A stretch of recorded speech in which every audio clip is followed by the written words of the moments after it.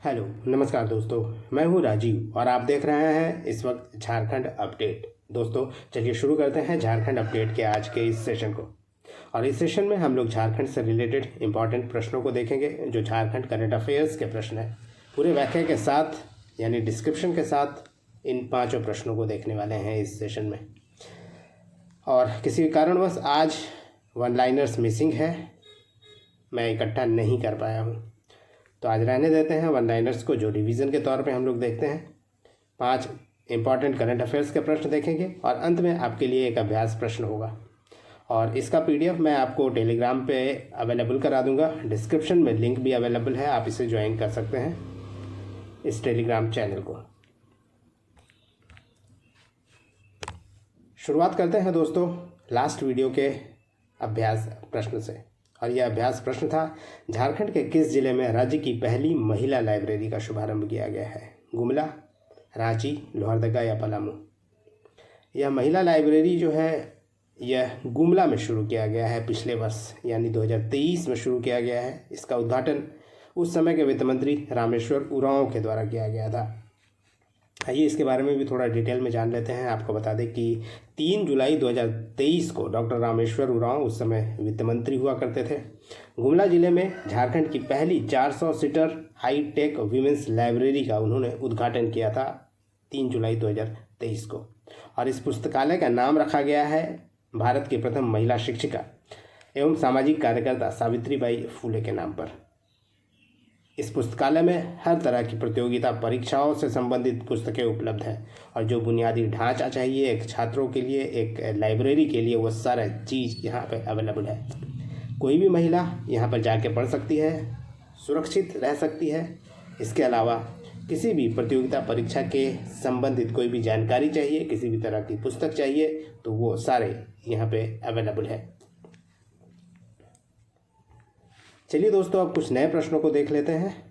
और नए प्रश्न में आज का जो प्रश्न है, पहला प्रश्न वह है, मुख्यमंत्री हेमंत सोरेन का अपर मुख्य सचिव किसे नियुक्त किया गया है?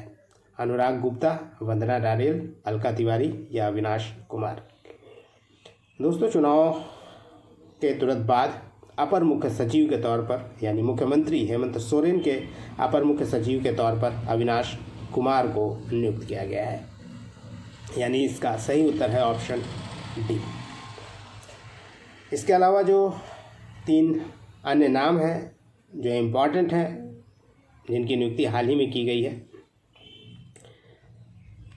वे हैं चीफ सेक्रेटरी अलका तिवारी है। ये हाल ही में इनकी भी नियुक्ति की गई है अलका तिवारी की एल ख्यांगते की जगह। इसके अलावा कैबिनेट सचिव काफ़ी दिनों से वंदना डाडेल है। और अजय कुमार के स्थान पर पुलिस महानिदेशक भी हाल ही में चुनाव के बाद फिर से बना दिया गया है अनुराग गुप्ता को। और एडिशनल चीफ सेक्रेटरी जो मुख्यमंत्री के बनाए गए हैं वो तो अविनाश कुमार है। ये सभी की नियुक्ति हाल ही में की गई है। वंदना डाडेल को अगर छोड़ दिया जाए तो वंदना डाडेल कुछ दिनों से झारखंड की कैबिनेट सेक्रेटरी के तौर पर कार्य कर रही है। नेक्स्ट प्रश्न है, IIT ISM धनबाद के स्थापना का 9 दिसंबर 2024 को कितना वर्ष पूरा हो गया है? 95 वर्ष, 97 वर्ष, 99 वर्ष या 100 वर्ष?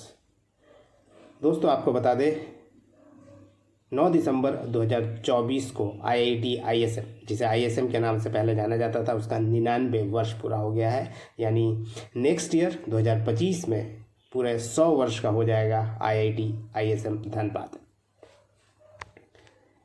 IIT ISM धनबाद में 99वां स्थापना दिवस समारोह का आयोजन किया गया था 9 दिसंबर 2024 को। और 99वें स्थापना दिवस पर शताब्दी वर्ष की भी घोषणा की गई है। यानी शताब्दी वर्ष पर अलग अलग तरह के प्रोग्राम 3 वर्षों तक होते रहेंगे, आने वाले 3 वर्षों तक, 2025, 26, 27 तक। इस कार्यक्रम के दौरान जो मुख्य अतिथि थे वो झारखंड के राज्यपाल संतोष गंगवार थे। वहीं दोस्तों IIT ISM के बारे में बता दें कि इसकी स्थापना 9 दिसंबर 1926 को हुई थी इंडियन स्कूल ऑफ माइंस के रूप में। और उस समय के जो वायसराय थे लॉर्ड इरविन, उनके द्वारा इसकी स्थापना की गई थी। 1926 में लंदन के रॉयल स्कूल ऑफ माइंस के तर्ज पर इसे शुरू किया गया था। यानी माइनिंग एंड टेक्नोलॉजी को क्षेत्र में क्रांति लाने के उद्देश्य से इसकी शुरुआत 1926 में वायसराय लॉर्ड इरविन के द्वारा किया गया था। और आईआईटी का जो दर्जा दिया गया है इस आईएसएम को, इंडियन स्कूल ऑफ माइंस को, वो 2016 में दिया गया था, 6 सितंबर 2016 को। इसके बाद से ये आईआईटी के तौर पर जाने जाने लगा। झारखंड का एकमात्र आईआईटी है जिसे आईआईटी आईएसएम के नाम से जानते हैं। प्रश्न नंबर 3 है, झारखंड विधानसभा चुनाव 2024 में सबसे अधिक मतदान किस विधानसभा क्षेत्र के वोटरों ने किया? बरहेट विधानसभा, खूंटी विधानसभा, नाला विधानसभा या जुगसलाई विधानसभा? आपको बता दें 2024 में जो चुनाव हुआ इससे संबंधित काफ़ी प्रश्न सामने नज़र आ रहे हैं। पिछले दिनों मैं लाता भी रहा हूं आपके लिए, और आज का जो ये प्रश्न है और इसका जो सही उत्तर है वो नाला विधानसभा है। राज्य गठन के बाद से अब तक जो भी चुनाव हुए हैं उसमें सबसे अधिक मतदान नाला विधानसभा के वोटरों ने इस बार किया है, और जो मतदान प्रतिशत यहाँ रहा है 80% से ज़्यादा रहा है।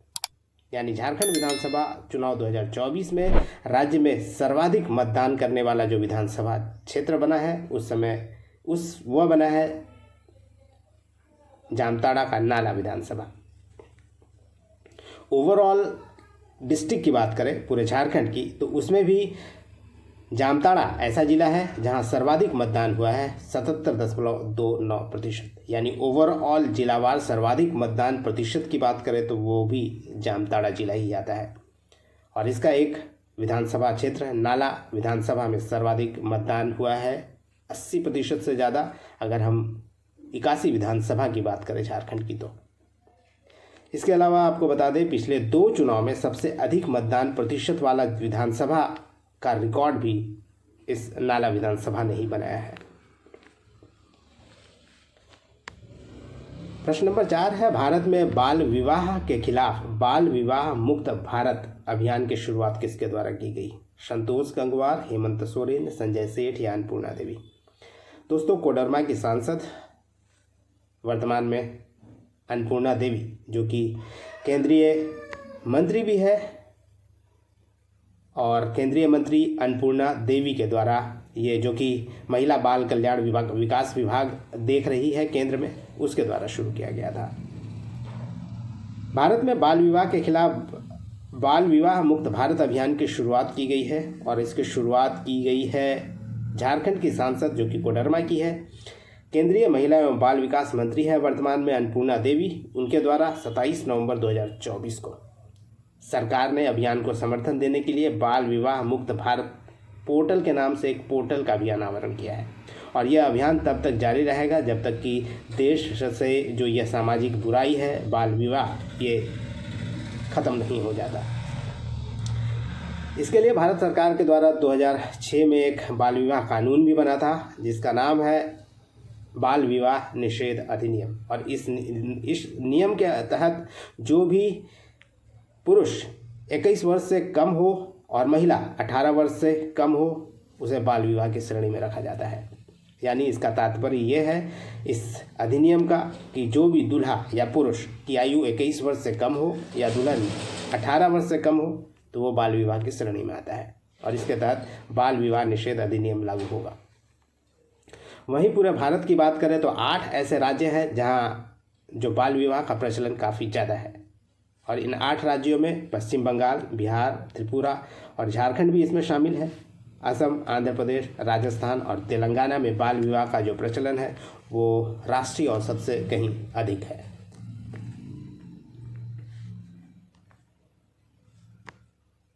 नेक्स्ट प्रश्न को देख लेते हैं दोस्तों। यह है 5वां नंबर प्रश्न आज का। झारखंड के किस संस्थान के प्रांगण में वॉलीबॉल के लिए राज्य का पहला ओपन सिंथेटिक कोर्ट तैयार किया गया है? Ranchi university, BIT Mesra, Birsa agriculture university या आईआईटी आईएसएम? दोस्तों, ये जो वॉलीबॉल के लिए नया स्टेडियम सिंथेटिक कोर्ट तैयार किया गया है वो रांची यूनिवर्सिटी के प्रांगण में शुरू किया गया है। आपको बता दें कि रांची में वॉलीबॉल खिलाड़ियों के लिए एक ओपन सिंथेटिक कोर्ट तैयार किया गया है।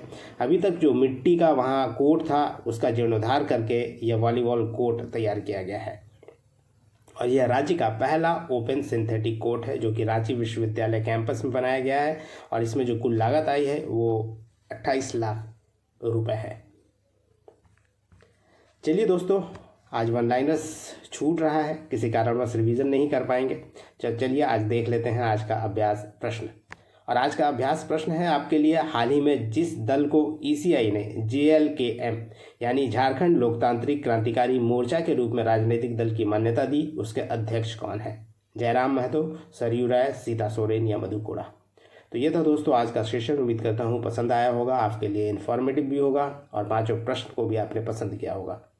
तो धन्यवाद, फिर मिलते हैं नेक्स्ट सेशन में। तब तक जुड़े रहिए, देखते रहिए झारखंड अपडेट और देखते रहिए झारखंड करंट अफेयर्स के इम्पॉर्टेंट प्रश्नों को लगातार इस झारखंड अपडेट के चैनल में। धन्यवाद दोस्तों।